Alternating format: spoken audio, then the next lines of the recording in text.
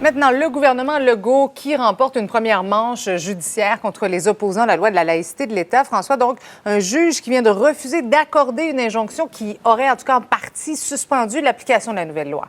Et j'essaie de vous simplifier le tout le plus possible. Admettons, Marie-Christine, que je veux contester une loi, moi, comme citoyen, que je veux me rendre devant les tribunaux. C'est possible, mais ça prend du temps. Et vous savez que les procédures judiciaires peuvent prendre énormément de temps. Alors, ce que je peux aussi faire comme citoyen, c'est déposer un deuxième recours qui dit...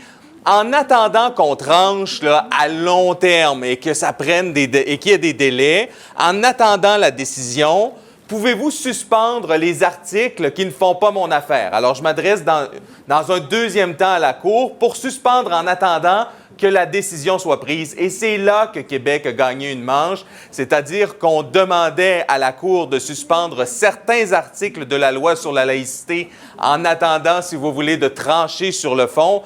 Et la Cour a dit non, non, il n'y a pas d'urgence ici, il n'y a pas lieu de suspendre une loi dûment votée par l'Assemblée nationale de façon urgente. Alors non, la loi, elle s'applique et il faudra donc attendre le long processus. Je vous rappelle que c'est une étudiante en enseignement qui, à l'aide de deux autres organismes, deux autres lobbies, conteste cette loi. Elle porte le hijab. Elle dit que cette loi qui lui empêche de porter un hijab si elle est enseignante dans la fonction publique, évidemment, nuit à ses libertés individuelles qui sont garanties par la Charte des droits et libertés. Alors, vous aurez compris qu'on n'a pas fini d'entendre parler de laïcité au cours des prochains mois et des prochaines années. Oui, c'était simple et clair. Merci beaucoup, François.